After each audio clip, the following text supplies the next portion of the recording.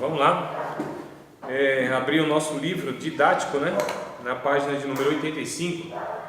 Página de número 85, nós vamos dar continuidade à fala da semana passada. E eu não sei se vocês lembram onde nós paramos, não sei se vocês lembram qual foi.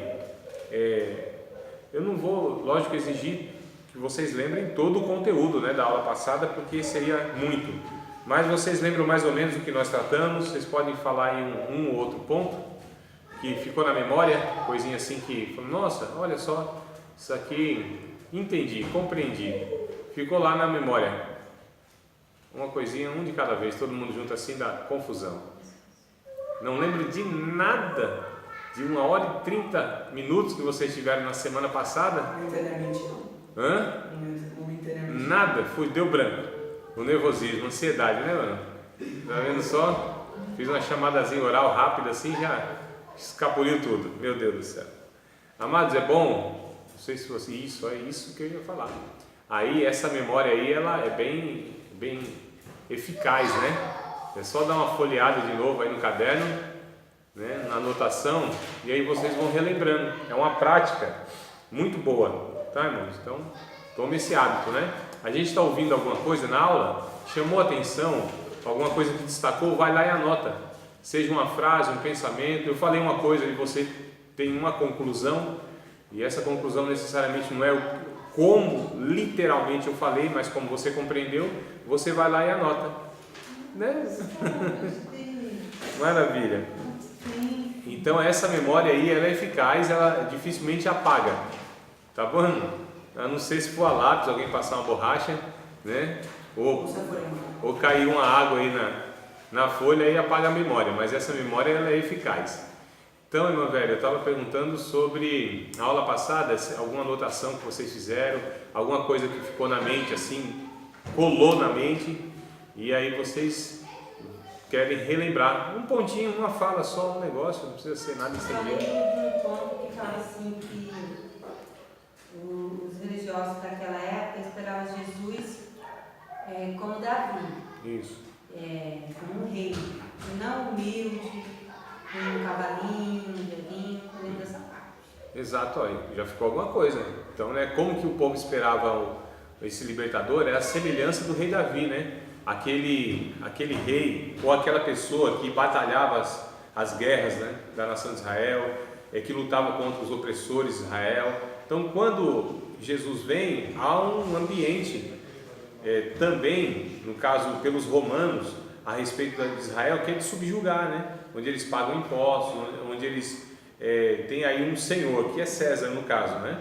Então, a gente percebe que existe esse ambiente e existe uma expectativa que venha alguém que seja de fato esse libertador. E veio Jesus, mas não no desejo dessas pessoas, não é? De vir lá e libertar e fazer lá um reino como era Israel no tempo de Davi, que não dependia, que não tinha que dar satisfação às outras nações e tal. Não era nesse sentido. Jesus, ele disse: o meu reino não é deste mundo, né? Então o Messias viria e veio, e era Jesus, só que não como o coração do povo desejava, e sim como Deus propôs, ou seja, salvar as pessoas dos seus pecados, né? Implantar um reino que fosse no coração de cada um. É isso que o texto bíblico diz, né? Que o reino de Deus não vem com aparência exterior. A gente não pode dizer, olha, ele aqui ou ele acolá, mas o reino de Deus estava dentro das pessoas. Então essa era a proposta de Deus, que as pessoas não compreenderam, ou pelo menos elas queriam atender o desejo do seu coração, que é o nosso desejo humano, irmão, de se ver livre das aflições, de não ter nenhuma adversidade. Isso é o desejo, e saudável até certo ponto, né? Saudável, porque quem é que quer sofrer? Essa ideia de que uma pessoa gosta de sofrer, uma pessoa porque há o masoquista, ele, pelo fato de ele ter o sofrimento, aquilo para ele gera um prazer, o sofrimento pelo sofrimento, e a gente não tem nada a ver com isso, irmão. Os cristãos não têm prazer no sofrimento, a não ser que esse sofrimento resulte de uma fidelidade a Deus.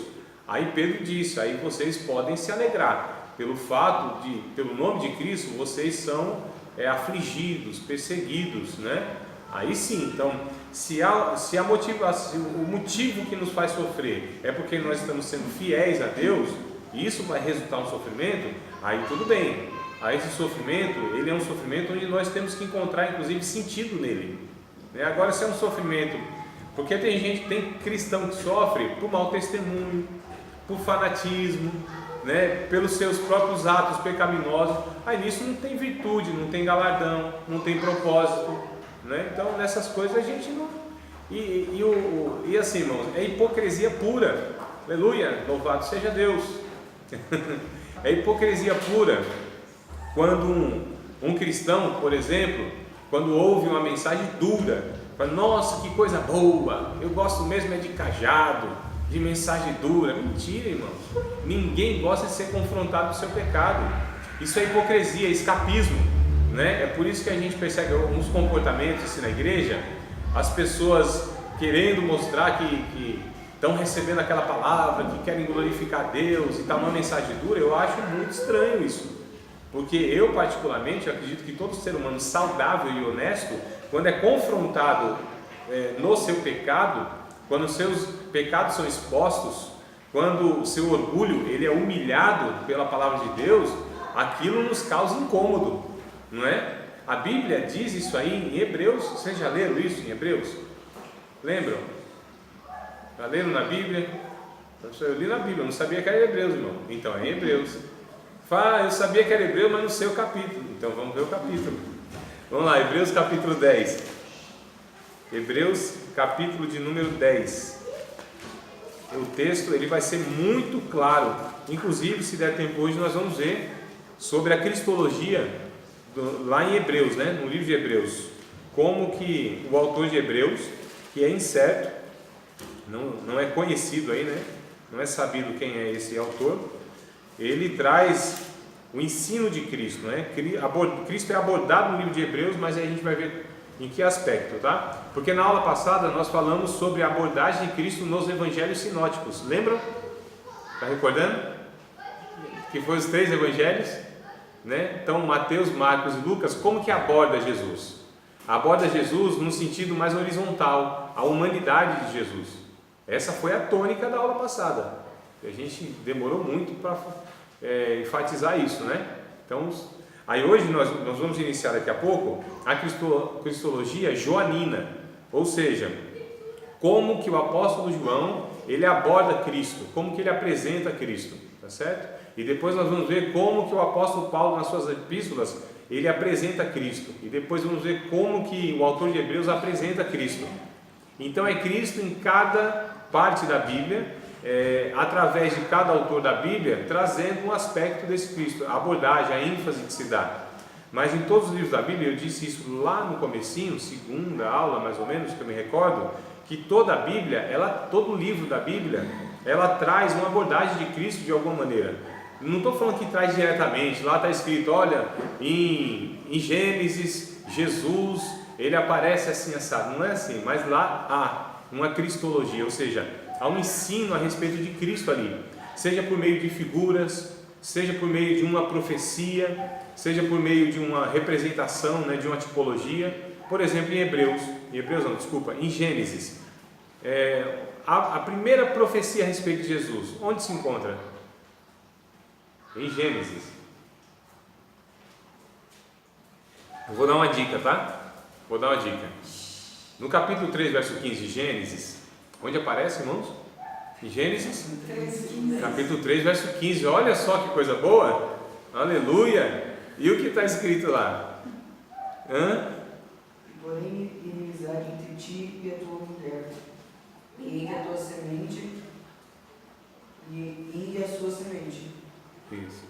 Esta te ferirá a cabeça, e tu lhe ferirás o calcanhar. Isso. Então, Deus falando para a serpente, né, que personificava aí o próprio Satanás, né, o diabo, o adversário, disse: eu vou pôr inimizade entre você, a serpente, e a semente da mulher. Olha só. Então, a serpente, te ferirá o calcanhar, né? A semente da mulher ferirá o calcanhar. Isso diz respeito sobre a crucificação, sobre como o pecado que Satanás introjeta na humanidade fez com que Cristo sofresse daquela maneira, tá certo? E ou seja, a semente da mulher, o Cristo, ia esmagar a cabeça da serpente. Isso quer dizer que o domínio de Satanás sobre os homens, através da morte de Cristo, ia acabar. Então Satanás já não dominaria, não teria esse poder todo sobre os homens, tá certo, irmão? Então Jesus esmagou a cabeça da serpente nesse sentido. Então quem domina, quem tem esse domínio, não só pelo fato de ser criador, que ele sempre teve por direito. Então Deus sempre foi Deus por direito, não é? Sempre foi Senhor por direito, só que agora ele é Senhor de fato, tá bom? Ô Yuri, acho que você pode entender o menininho lá, e os demais olhem para cá e prestem atenção, que o nosso diácono Mirim, Yuri, vai fazer ali a recepção, né? Vocês compreenderam então, irmãos, né? Como que vem? Em Êxodo aparece em outro aspecto e assim por diante. Então em Hebreus capítulo de número 10, acharam aí? Capítulo de número 10. Olha só o que diz o texto bíblico. Deixa eu ver aqui. Irmãos, vou pedir perdão, porque não é o 10, é o 12, tá? Capítulo de número 12. Hebreus 12, eu falei capítulo 10, mas é o capítulo de número 12. Versículo de número 5. Então, Hebreus capítulo 12, versículo de número 5. Diz assim: E já vos esquecestes da exortação que argumenta convosco como filhos? Aliás, não é uma pergunta, né? É uma afirmação, então vou refazer.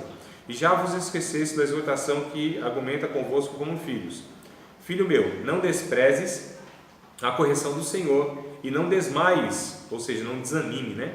Quando por ele fores repreendido.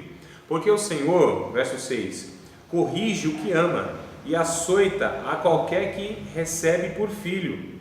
Se suportais a correção, Deus vos trata como filhos, porque que filho há a quem o pai não corrija?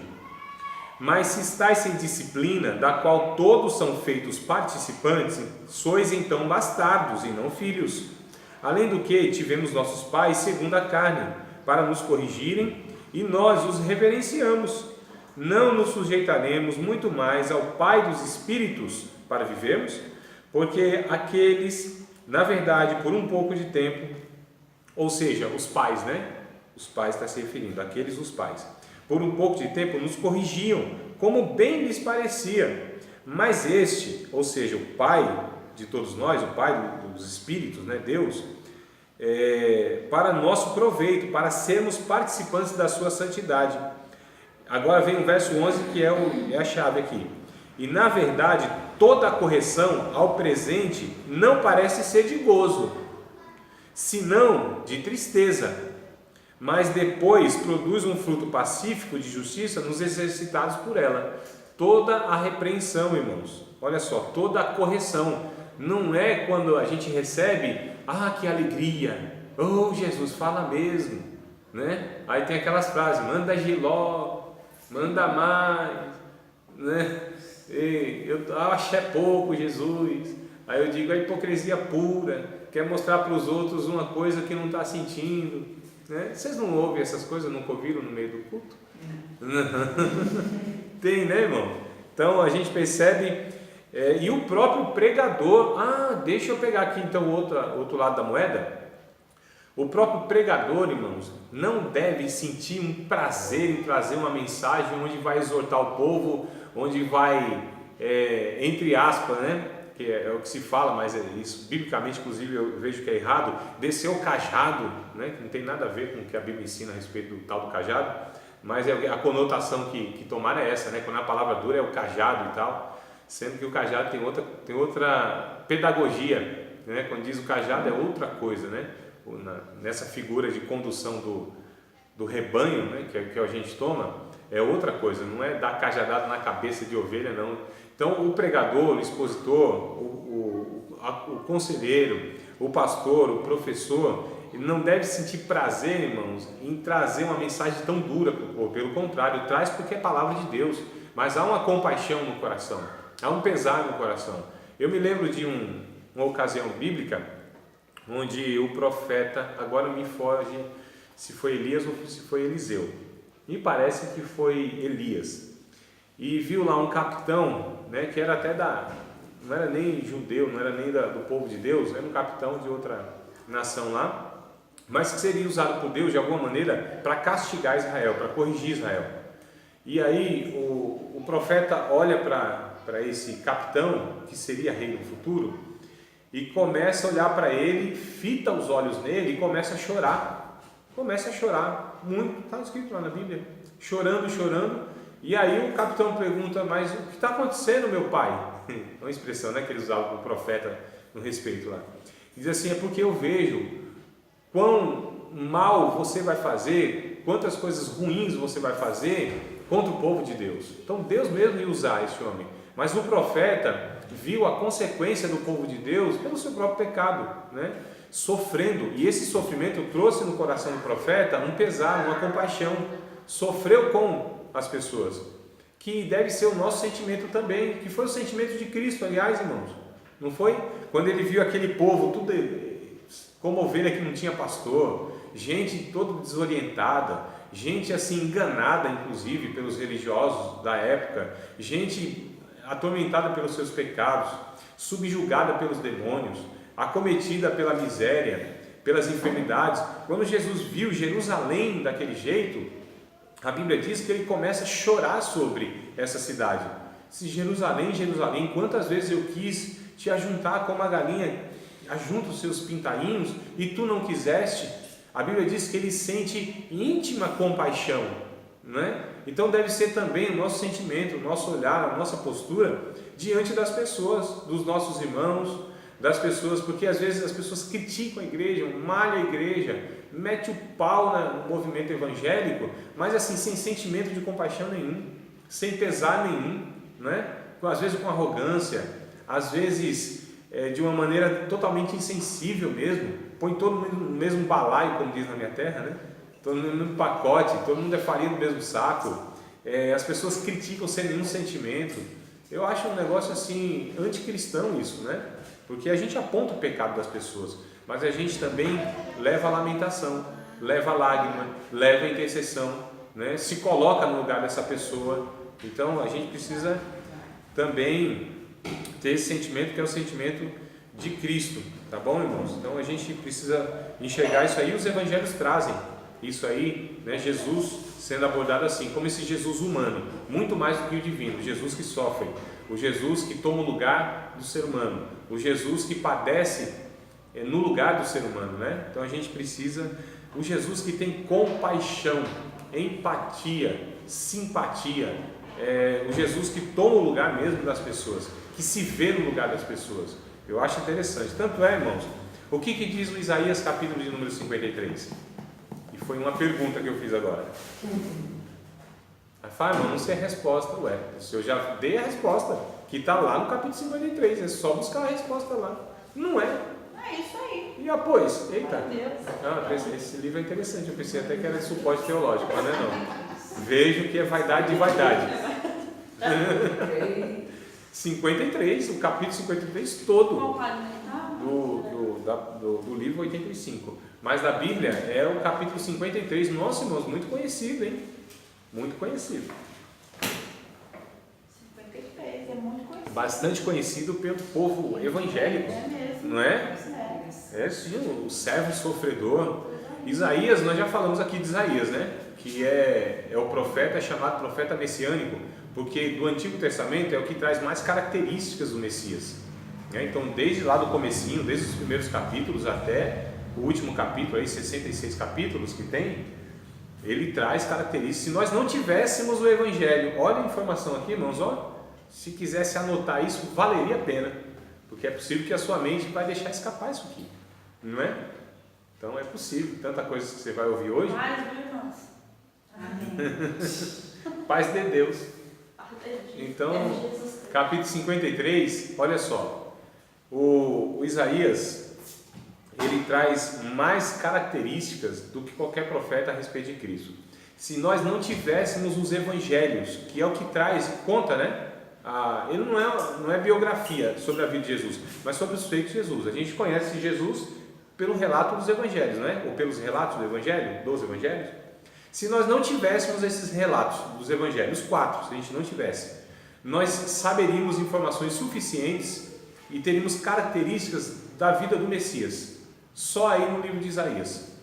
Olha, irmão, então é um evangelho do Antigo Testamento, né? Por isso que é o profeta messiânico, que ele vai trazer sobre o nascimento de Jesus, né? O capítulo 9 de Isaías, verso 6, um menino se nos deu, um menino nos nasceu, um filho se nos deu, o seu nome é maravilhoso, maravilhoso conselheiro, Deus forte, Pai da eternidade, Príncipe da paz. Capítulo 7 de Isaías, verso 14, diz que uma virgem conceberá, dará à luz a um filho, e o seu nome será Emanuel, que quer dizer Deus conosco, né? E tem muitas outras lá. Capítulo 11 de Isaías vai dizer a respeito de uma geração de Jessé, né? Que é o próprio filho de Davi, geração de Jessé, que é o próprio Jesus, e assim por diante. Então, se a gente pega o livro de Isaías, a gente percebe que tem muitas características.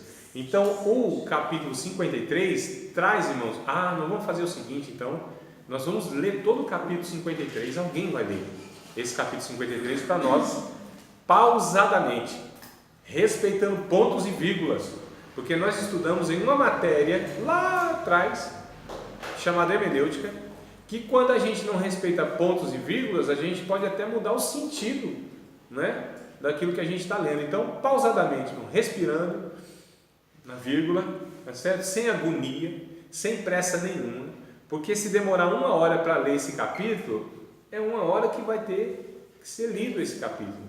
A gente lê a Bíblia numa agonia, não é, irmão? Não é? Vai lendo, nossa, li 3 capítulos no dia, tá? Mas absorver o quê? Né? Só consegue entender quando para Isso, irmão. O que a Bíblia diz no Salmo 1? Não é para consultar, não, para puxar na memória. Bem-aventurado o varão que não anda segundo,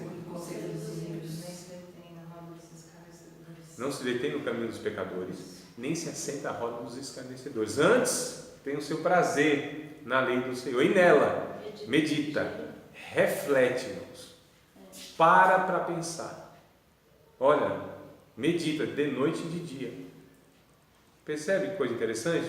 Então, refletir, isso é bem-aventurança, é pensar, é parar para que você deguste.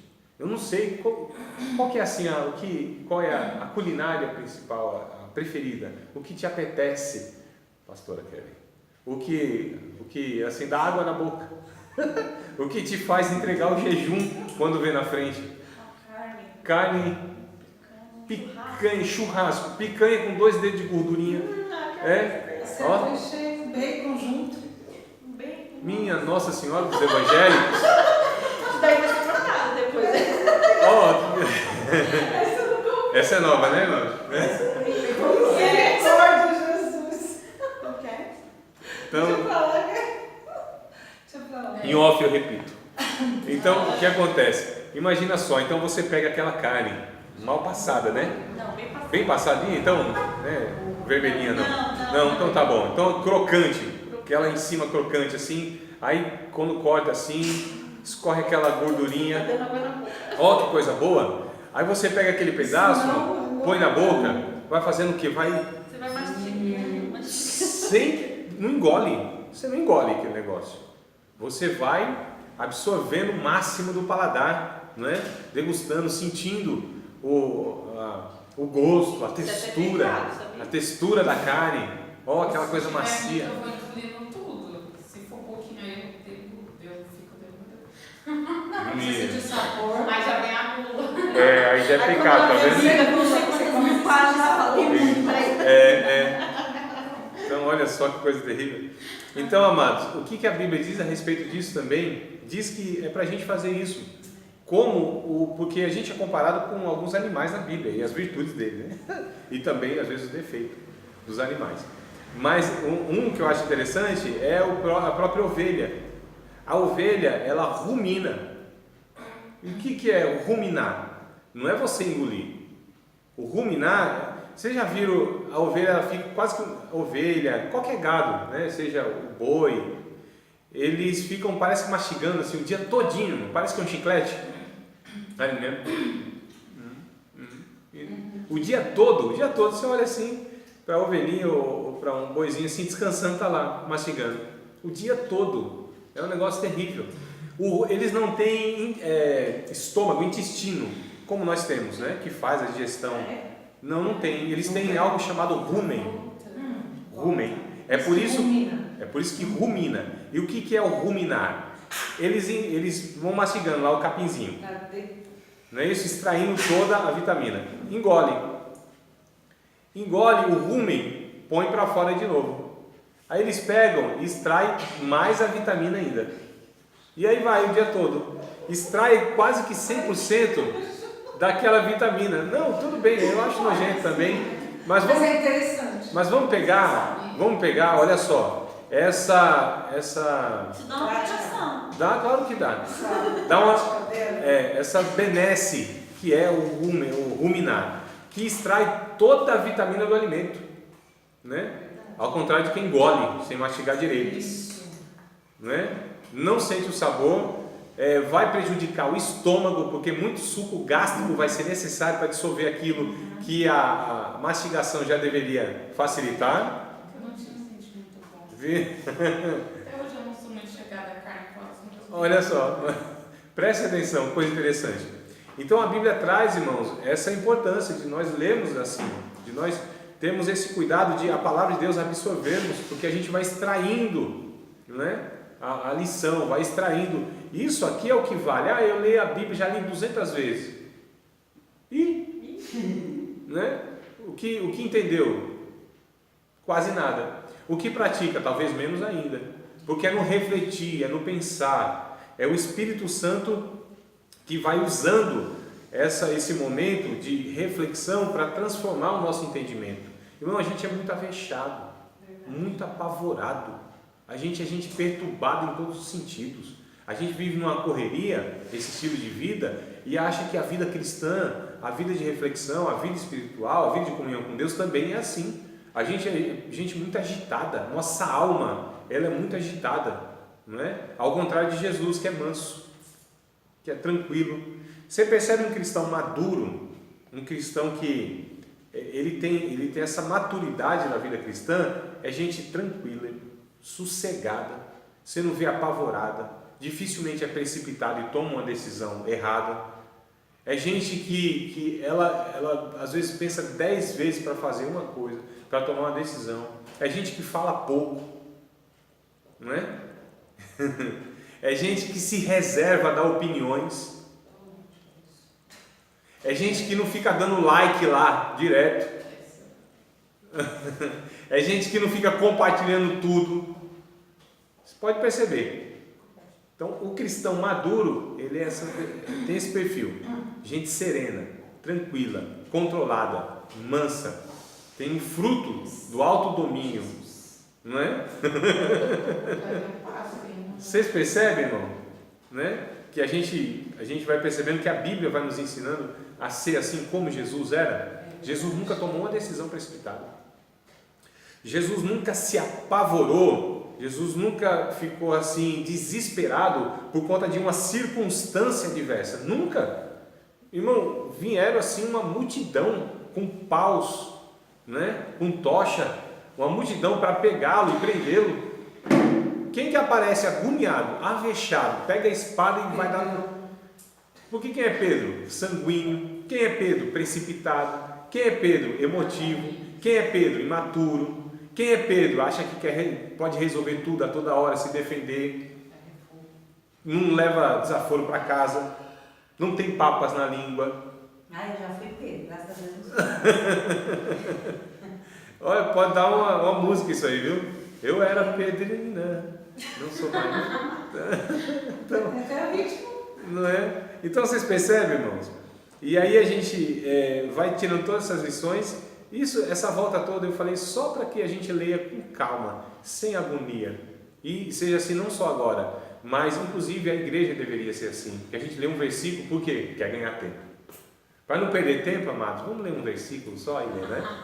Não é não? E se eu falo assim, o pregador fala, não, vamos ler aqui a passagem todo o capítulo, os irmãos se agoniam, não tem prazer. Ele vê tudo. não tem prazer, que coisa boa, não tem prazer na leitura, né? Não desfruta, não acha satisfação, não degusta a leitura. Meu Deus. Por quê, meu Deus? Isaías 53, vamos lá. Quem vai ser voluntariamente assim, o leitor? Quem? Não vai. Irmã Vera. E todos acompanhem aí, por favor. Calma aí, irmã Vera, deixa eu acompanhar aqui também, irmã. Eu pedi, eu acabei não abrindo aqui. Então, Isaías, capítulo de número 53. Eu quero que, enquanto a irmã Vera estiver lendo, vocês possam estar prestando atenção no que está falando o texto, tá bom? Tente gravar, se quiser grifar alguma coisa, circular, não sei. Faça alguma coisa aí para que você absorva. Pode ler, irmão, por favor. A minha é um pouco diferente. Não tem problema. Quem creu em nossa pregação e a quem foi revelado o braço do Senhor? Porque foi subindo como renovo perante ele e como raiz de uma terra seca, não tinha aparência nem formosura. Olhamos-lo, mas nenhuma beleza havia que nos agradasse. Sim. Era desprezado e o mais rejeitado entre os homens, homem de dores e que sabe o que é padecer, e como um de quem os homens escondem o rosto, era desprezado e dele não fizemos caso. Certamente ele tomou sobre si as nossas enfermidades e as nossas dores levou sobre si. E nós o reputamos por aflito, ferido de Deus e oprimido. Mas ele foi transpassado pelas nossas...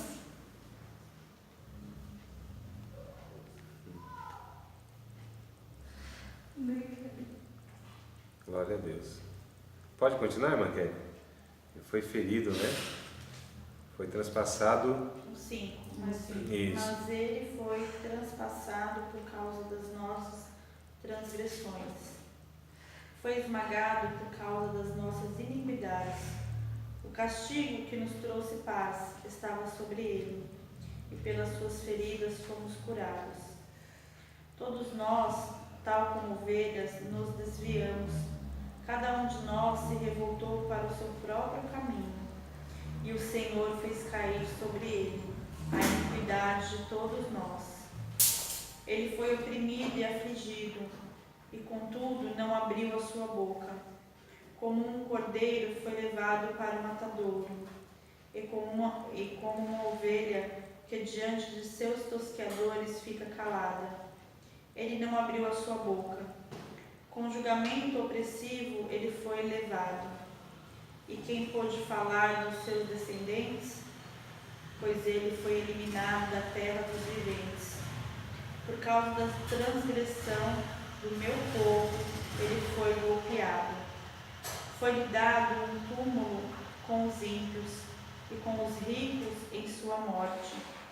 Embora não tivesse cometido nenhuma violência, nem houvesse nenhuma mentira em sua boca.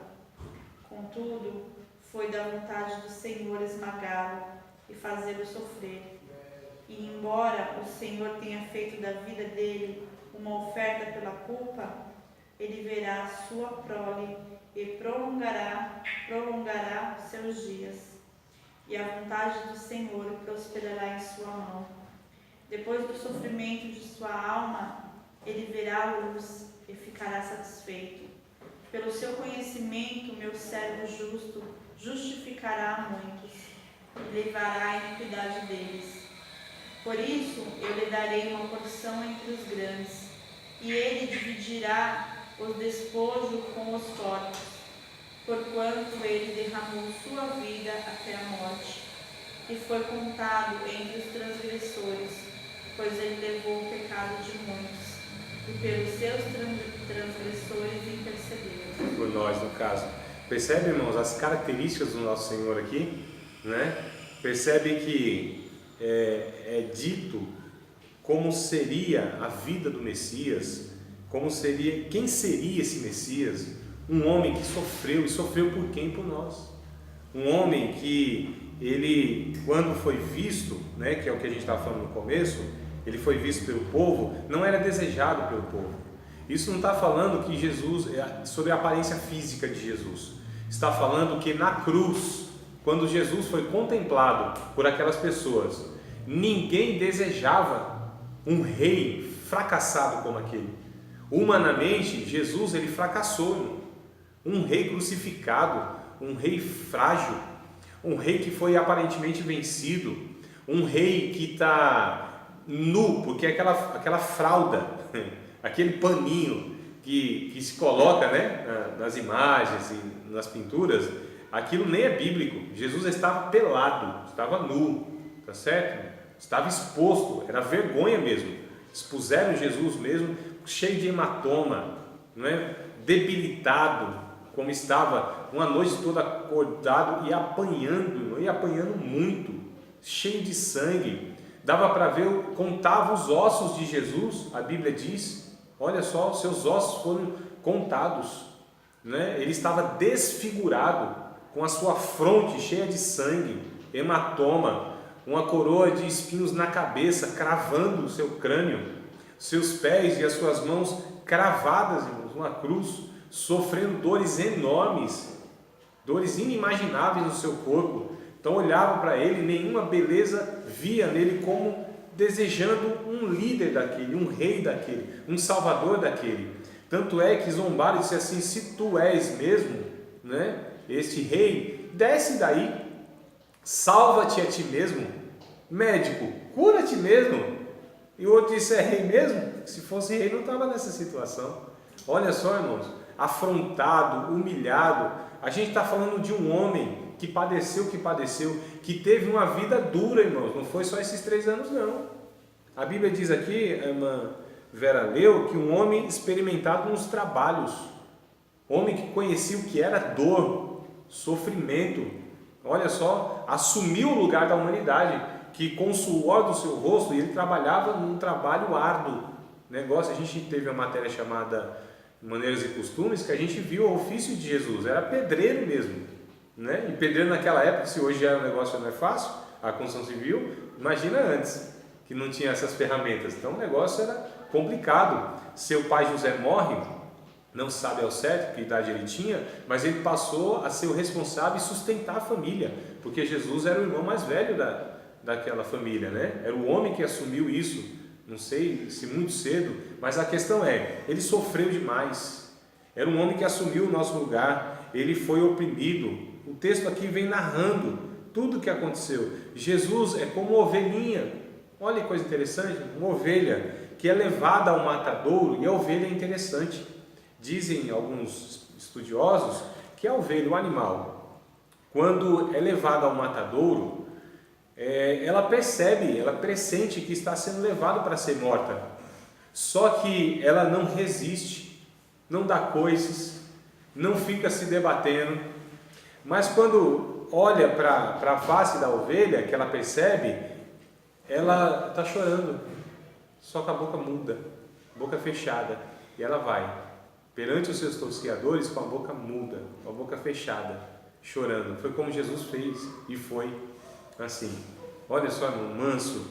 É o que diz o texto de Romanos capítulo 8, verso 31 até o 39, né? Se Deus é por nós, quem será contra nós? Aquele a quem mesmo o seu próprio Filho não poupou, né? Antes enviou por todos nós.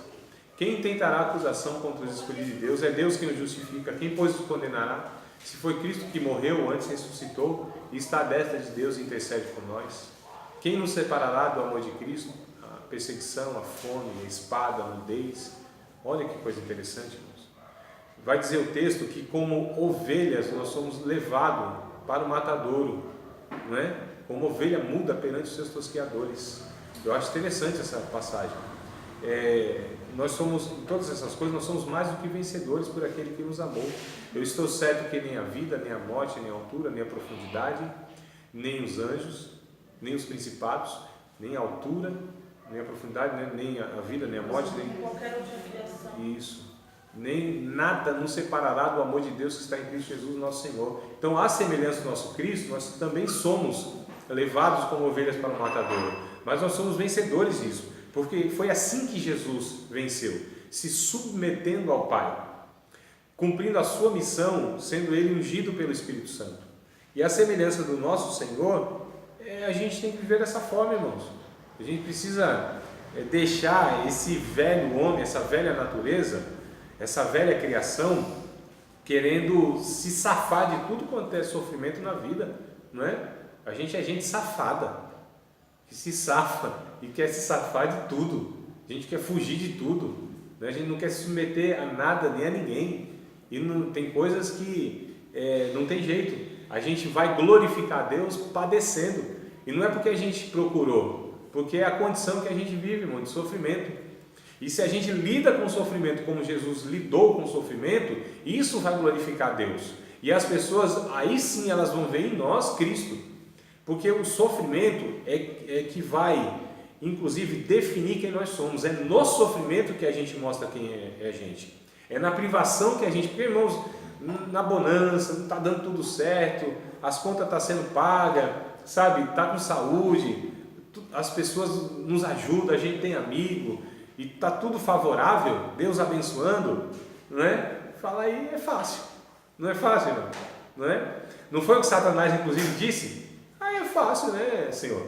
O Senhor tem cercado o cidadão aí de bens, tem uma família abençoada, os filhos tudo lá e tal, tem 10 filhos, coisa boa, a mulher aí é fiel a ele, tem saúde, é rico, tá tudo certo, mas é em vão que ele também te serve?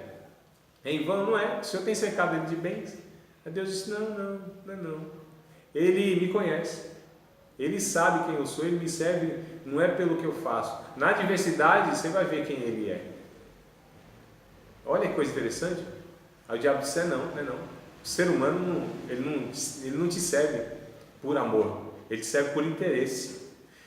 Satanás estava acusando Deus, irmãos, de comprar a fidelidade e a adoração do ser humano. Satanás não estava acusando Jó de nada. Olha só. Aí Deus disse, não. Pode, então vai lá. Toca lá nos bens dele, pra você ver se ele ainda não vai continuar me servindo. Posso mesmo? Pode, está autorizado, vai lá. Aí vem Satanás e o Jó, a Bíblia diz que não peca. Com tudo isso não peca. Mas é o seguinte, é porque ele ainda tem saúde. Tira a saúde do cidadão, deixa eu ver. E já tinha ido bem, já tinha ido 10 filhos. Olha só, irmão, 10 caixão para o camarada visualizar num velório assim de uma vez só. Não dá para imaginar um negócio desse. Não dá para imaginar um filho, não dá para imaginar. Imagina 10 de uma vez. Aí o diabo disse, não, mas tira a saúde do camarada, você vai ver. Pele por pele, aquele negócio todo, ele vai blasfemar na tua face, na tua cara assim. Aí Deus disse, não, pode ir lá. Aí tira. Quando tira a saúde de Jó, já tinha ido dos bens, da riqueza ficou pobre, miserável, cheio de filho, ficou sem filho nenhum. Agora com saúde, acabou a saúde. A companheira que lhe restava ainda disse assim, tu ainda é fiel a esse Deus? Até a mulher, irmão, deixou o cidadão, ficou sozinho. A Bíblia diz, contudo Jó não peca. Contudo Jó não blasfema de Deus. Pelo contrário, a Bíblia diz que ele rasga suas vestes, se joga no pó, e diz assim, Deus nos deu, Deus nos tirou, bendito seja o nome do Senhor. Olha, irmão. Então nós nos mostramos, para que serve a provação de Deus nesse sentido? Para mostrar para nós mesmos quem nós somos, porque a gente pensa que é coisa que não é? A gente acha que é muito fiel a Deus. Agora quando chega a provação, eu já ouvi na boca de muitas pessoas, nossa, eu não imaginei que eu pensei que aguentava isso, eu pensei que suportava, eu pensei que tinha estrutura para suportar isso. Aí a circunstância, a dificuldade mostrou a pessoa quem ela é, porque a gente pensa que é aquilo que nós não somos, irmão.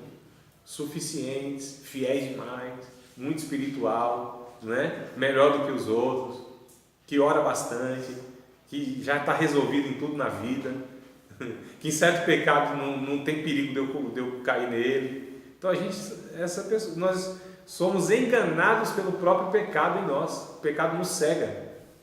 Aí acontecem essas coisas E Deus olha assim, rapaz, olha aí, eu avisei para você. Tá vendo que você não é todas essas coisas aí? Você precisa de mim, é igual aos outros. Aí as dificuldades. Irmãos, tem coisas que nos igualam. Sabe o que nos iguala? Enfermidade nos iguala. Né? Pega um camarada assim soberbo, um camarada rico, ou um crente que acha que é melhor do que os outros. Vem um câncer sobre a vida dele. Igualou. Porque não, tá bom, você vai pagar convênio, tá tudo bonitinho, tudo certinho, tá lá num quartinho só, né? Um sofá do lado para acompanhante, televisãozinha e aquela coisa toda. Ele não vai experimentar. Mas, de repente, no andar de baixo, que não é convênio, no público, aí tá lá outro servo de Deus, pobre, com câncer também, 10 no quarto, aquela comida ruinzinha, que é público, né, irmão? Mal atendido, só andar do prédio. Aqui não é convênio, tem dinheiro, só que estão igualados pelo câncer, estão igualados pela limitação. Então o pecado nos iguala, irmão. O pecado nos humilha e nos coloca todo mundo no mesmo nível, né? Ser humano. Eu acho interessante esse negócio. E aí o texto vai dizer aqui que Jesus, ele se iguala a nós, ele desce até nós, e ele é oprimido, ele é moído por Deus, ele passa na moenda de Deus, ele é esmagado por Deus. Só que o texto vai dizer aqui, irmãos, que ele se satisfaz com o resultado do seu trabalho. Olha que coisa linda, né? Que vai dizer o texto aqui. Eu acho que nenhuma pessoa, ser humano mesmo, não aguentaria, né? Aguentaria sim, porque, falando assim, de ficar até acordado, vamos supor, né? Porque ele todo o tempo ficou acordado, né? Porque as pessoas falam que depende do tamanho da dor, as pessoas desmaiam de dor, né? Uhum. Imagina, não tinha como. A crucificação, né? Tipo assim, acho que só, assim, como ele foi mesmo, porque não foi só ele ser crucificado. Isso. Fora isso, ele foi totalmente, como você falou, né? Apanhou, tava todo... não tinha mais nada.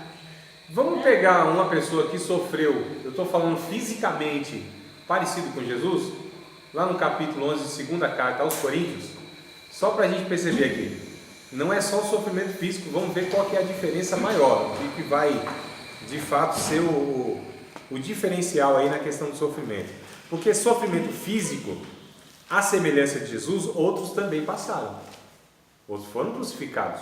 O próprio Pedro, irmãos, hein? Aquele Pedrão autossuficiente, que não leva desaforo para casa, que corta a orelha de qualquer um, ou que diz assim, eu sou fiel, Senhor, não importa o que aconteça, né?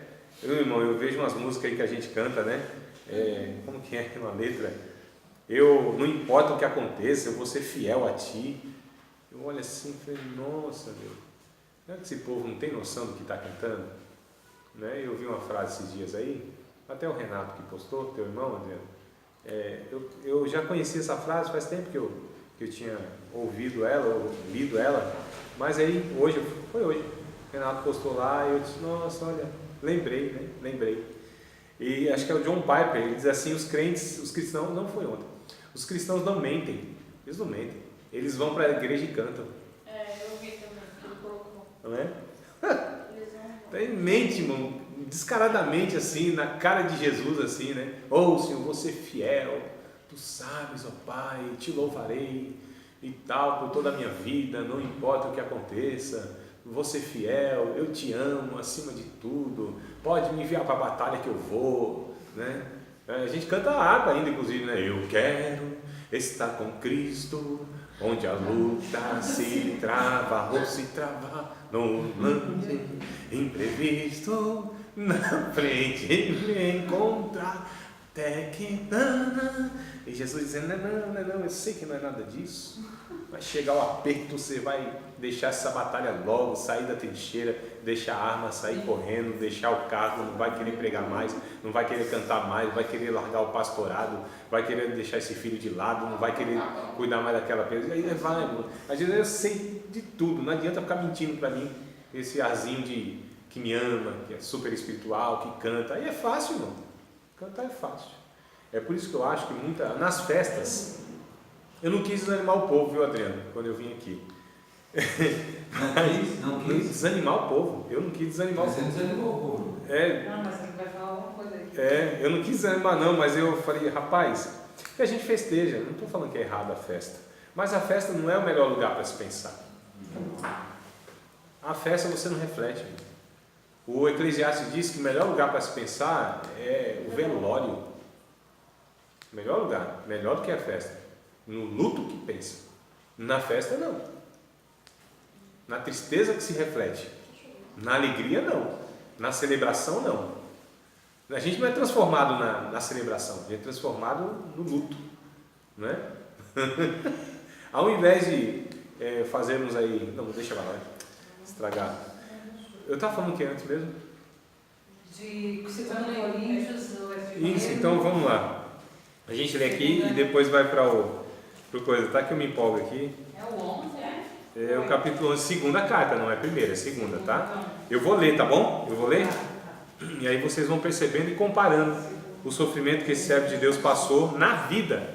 Olha só, verso 16. 16, capítulo 2 aos Coríntios 11, capítulo 11, verso 16. Outra vez digo, ninguém me julgue insensato, ou então recebei-me como insensato, para que também me glorie um pouco. O que digo, não digo segundo o Senhor, mas como por loucura, nesta confiança de gloriar-me. Pois que muitos se gloriam segundo a carne, eu também me gloriarei. Porque sendo vós sensatos de boa mente, tolerais os insensatos. Pois sois sofredores. Se alguém vos põe em servidão, se alguém vos devora, se alguém vos apanha, se alguém se exalta, se alguém vos fere no rosto. Envergonhado digo, como se nós fôssemos fracos. Mas no que qualquer tem ousadia, Paulo dizendo, como insensatez falo, também eu tenho ousadia. São hebreus? Também eu. São israelitas? Também eu. São descendentes de Abraão? Também eu. São ministros de Cristo? Falo como fora de mim. Olha só. Eu ainda mais, em trabalhos, muito mais em açoites, mais do que eles em prisões, muito mais em perigo de morte, muitas vezes recebi dos judeus 5 quarentenas de açoites, menos um. Jesus foi açoitado uma vez, Paulo 5. Tá, irmão? Veja bem. 3 vezes fui açoitado com varas, uma vez fui apedrejado, 3 vezes sofri naufrágio, uma noite e um dia passei no abismo, em viagens, muitas vezes, em perigos de rio, em perigos de salteadores, em perigos dos da minha nação, em perigos dos gentios, em perigos na cidade, em perigos no deserto, em perigos no mar, em perigo entre os falsos irmãos, em trabalhos e fadiga, em vigílias, muitas vezes em fome, sede, em jejum, muitas vezes em frio, em nudez, além das coisas exteriores, me oprime cada dia o cuidado de todas as igrejas. Quem enfraquece que eu também não enfraqueça? Quem se escandalize que eu não me abrase? Eu ainda tinha a privação de não ter uma mulher para ajudar nessas horas. Se convém gloriar, gloriar-me-ei no que diz respeito à minha fraqueza. O Deus e Pai de nosso Senhor Jesus Cristo, que é eternamente bendito, sabe que não minto. Em Damasco, quando a gente pensa que isso acabou o sofrimento, ele vai falar de outra coisa, ele ainda traz uma questão aqui. Em Damasco, o que governa sobre o rei Aretas, pois guarda as portas da cidade dos damascenos para me prenderem, e fui descido num cesto por uma janela da muralha, assim escapei das suas mãos. Irmão, está aqui um relatinho breve que ele faz do sofrimento da sua carreira cristã de apóstolo. Apóstolo. É o apóstolo. Que são as marcas do sofrimento do apostolado de Paulo. Sofreu pouco, homem? Um breve relato aqui. Aí, nossa, agora de Jesus, embora Jesus se comparasse...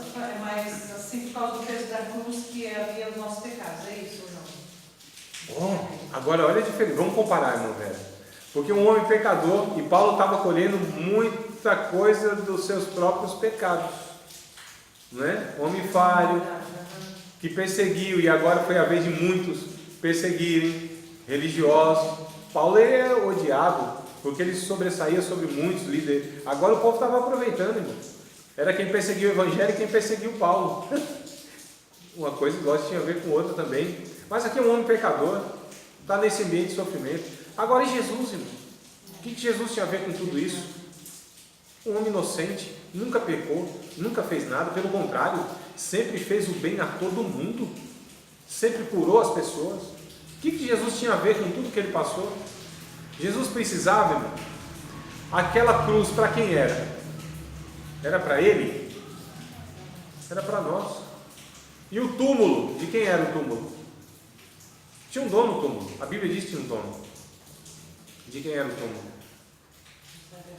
José de Arimateia. Eu perguntei primeiro, mas eu respondo. Não era de Jesus, era emprestado o túmulo. Não é? A cruz não era para Jesus. Para quem era a cruz? Era para o Barrabás, historicamente falando, que edifica a gente. E aqueles açoites, e aquela agonia, e aquela sensação de abandono, de tristeza, de solidão. Para quem era tudo isso? Jesus tinha culpa no que naquilo? Em que ele tinha culpa? No que ele merecia? Alguma coisa que ele estava sofrendo, ele merecia o quê? Nada. Ele foi o único. Então o agravante é isso: o santo de Deus, o filho de Deus, o inocente, aquele que sempre amou, aquele que nunca mereceu nada daquilo que ele recebeu, só fez o bem em sua vida toda, aquele que estava muito bem obrigado na sua glória, irmãos, desce até aqui, se esvazia da sua glória, se faz como um homem, um mero homem, um ser humano. A gente está falando de Deus. Deus se esvaziar de Deus e se fazer como nós, que a gente pensa que é a última bolacha no fundo do pacote. Não é não? A gente pensa que é alguma coisa. O que é o ser humano, pelo amor de Deus? O Salmo 8 vai perguntar: quem é o homem para se gloriar? Quem és tu, ó homem, que se vangloria? Quem és tu? Quem é o homem? O que é esse ser que, se passar 6 horas sem tomar banho, começa a cheirar mal, irmão? Quem é esse homem que, se romper um vaso capilar no seu cérebro, já anda tudo torto, fala tudo torto, precisa da ajuda dos outros? Quem é esse ser humano que no fim da vida precisa de fralda e de ser cuidado por uma criança? Quem é esse ser humano, pelo amor de Deus, que não aguenta um mosquito picando? É o desespero que a gente está vivendo aqui em São Paulo. Um mosquito.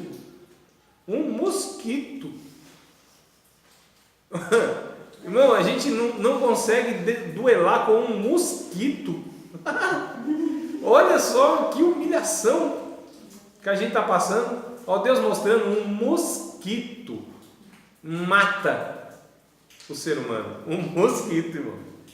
Olha, parem para pensar agora nesse negócio. Já pensou que humilhação?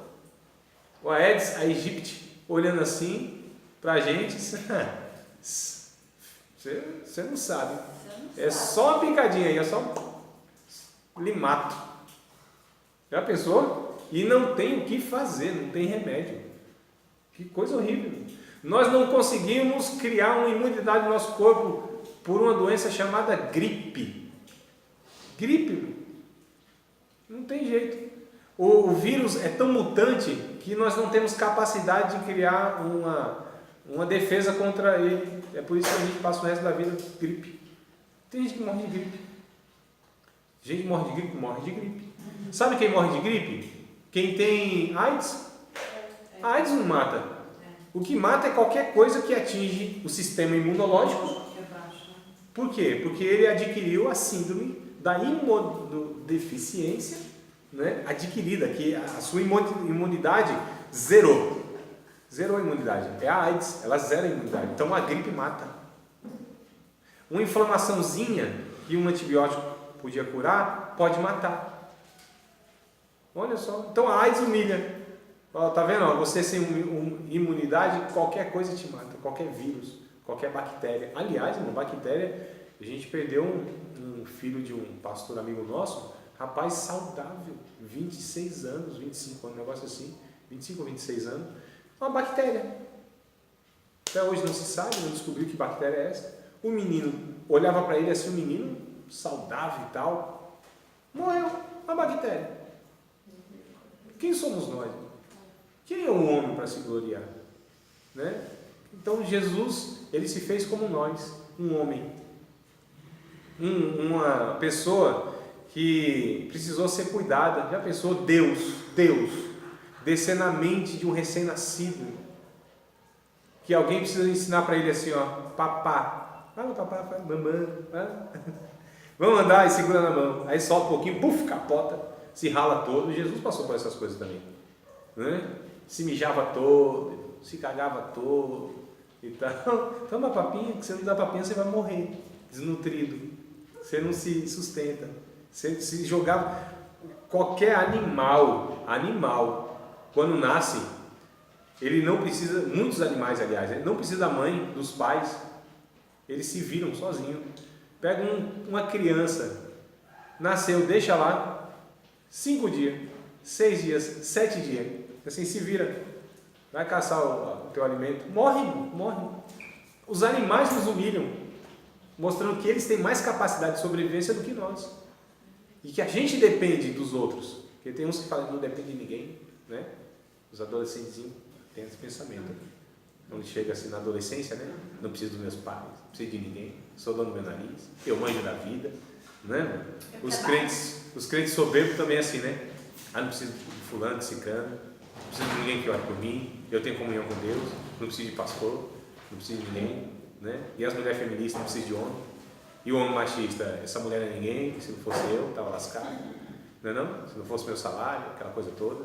E a gente vive nessa loucura, irmão, achando que é alguma coisa. E a Bíblia diz que não é assim não.